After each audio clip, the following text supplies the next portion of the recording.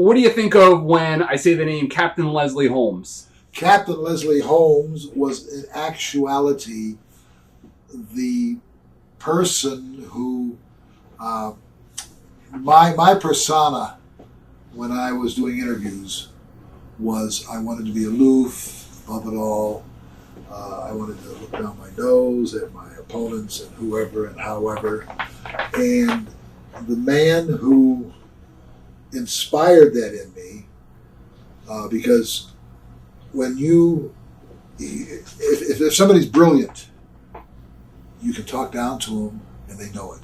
If somebody's a babbling idiot with a real minimal IQ and you talk down to him, he knows it. And that was something that intrigued me. And so I had decided that I was going to use the 50-cent, 75-cent words, and I was going to take and just try to irritate as many people as I could. And it was really cute because I got a letter from a college professor at the University of Wisconsin who said, I caught your interview the other day, and you used the terminology obsequious sycophants in the wrong text. And I thought, okay, that's the way he feels about it. Yet he did take the time to write me a letter, and if it irritated him enough, did he come to see me get my butt kicked? Yeah. And so Captain Leslie Holmes was someone who inspired that into me, because he was the manager for Lord James Blears. The captain was actually a tank commander in the Second World War, and Lord James Blears is who he managed.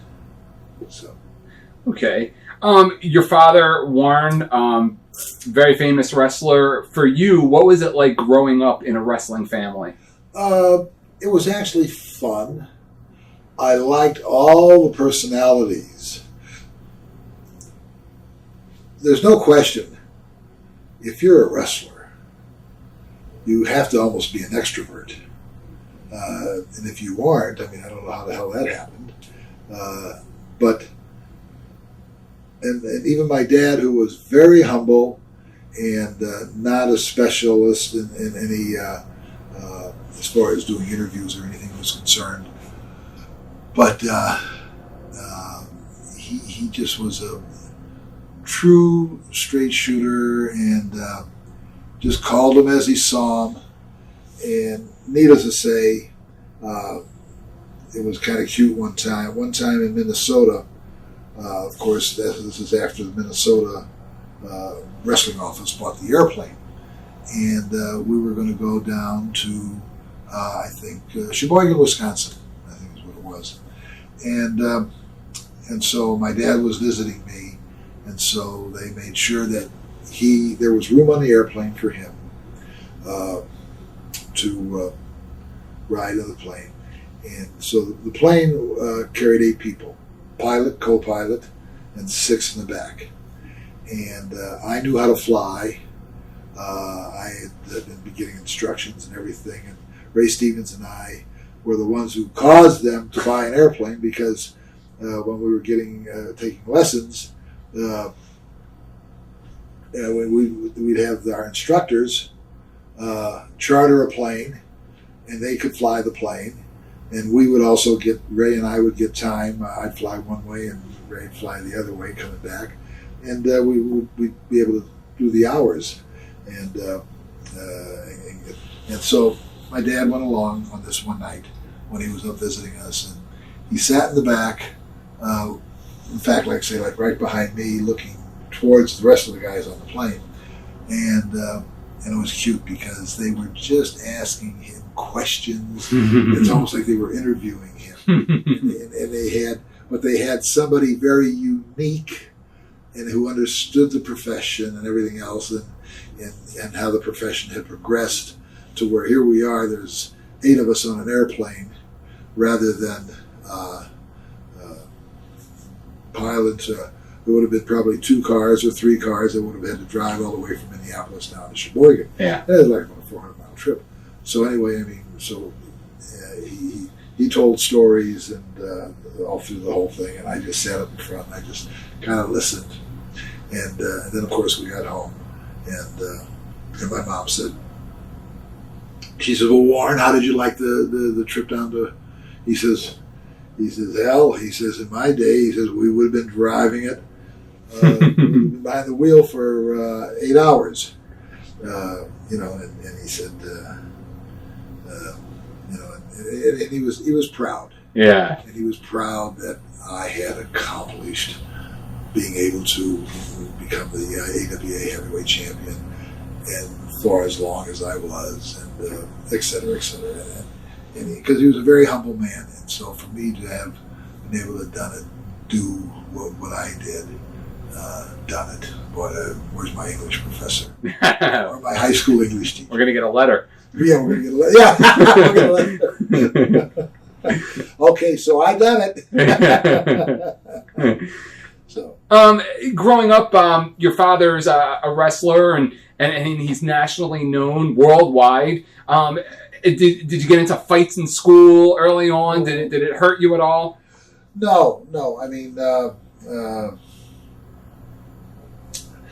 there, as it turned out, I happened to be a fair-sized kid. I mean, by the time I was a senior in high school, I was as tall as I am, and I weighed right at 190 pounds. And so nobody gave me any grief, really. Yeah. And there were the occasional one or two, and I would say, well, look, my dad said, because he said there was a tough guy, or I thought he was a tough guy in high school, and when his little group of buddies would pass me and my group of buddies, and he'd always kneel to me. He said, "Hey, Bob, how's your phony dad doing?" Blah blah blah blah blah. And so I said to my dad, he said, "God," I said, "he really irritates the shit out of me." So my dad said to me, he says, "Do you think," he says, "with your ability that you could take him on the mat in the gym and blah blah blah?" And I said, "Yeah, I mean, he was as big as I was, in fact, a little bit bigger." And so I finally one day, he's coming down the stairs. I go into his class. I'm starting to go up the stairs in my class, and he's got a couple of his buddies with him, and throws out a shot at me. And I said, "Hey," I said, "enough of your bullshit."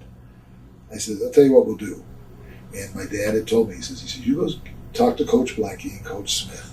They were the two wrestling coach. One was a wrestling coach and one was a baseball coach. And he said, "Tell them that you would like to take this guy and just go in the gym and just get on the mat." And nobody there but just the two coaches and myself and the other guy. And so I stopped the guy on halfway down the step between steps in high school, and I said, "Hey, enough of your crap." I says, why don't we just go down to the gym after school?" I says, "Coach Blanky and Coach Smith." I says, "Just those two guys. No, not your fan club, not my fan club." And I says, and we'll just see. We'll just see who can spank who. And everybody was kind of, yeah, let's go do it, And all of a sudden, I could just see it on his face. He just caved, and and that was really the only quote incident. But and I forgot what the question was. Just about incidents like that. Like I remember Bret Hart did an interview with us, and he told us when he was a kid, the kids would pick on the Hart kids, and start fights and that kind of thing. Yeah. How close were you to the business growing up? Did your dad bring you to shows, or did he kind of separate you? No, he had no intent to separate. It was part of his life. It's what fed me, kept the roof over my head, clothes that I wore, and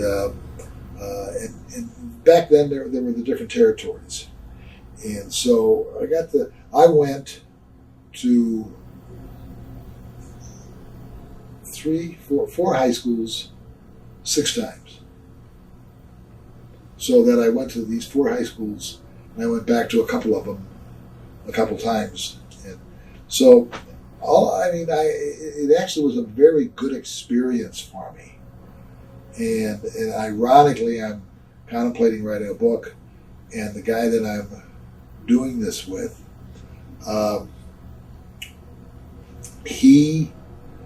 it turns out while we're talking and we got through with the first session that we had, that I went to one high school in Buffalo, New York, and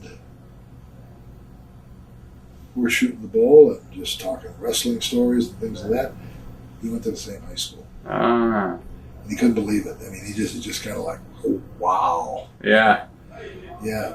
And it was funny because the high school was up in Buffalo, New York, and ironically, it was in an Italian neighborhood. And as it turned out, myself and another kid in the school, we were the only 2 blue-eyed, blonde-haired guys. And thank God we were both like about 190 pounds and 6 foot tall. Right. And thank God we were that size. Otherwise, I think we would have probably had a tough time. I mean, if I'd been a little bit smaller, I'd have maybe getting my butt spanked and my ears pinned back quite a bit. So. TitleMatchNetwork.com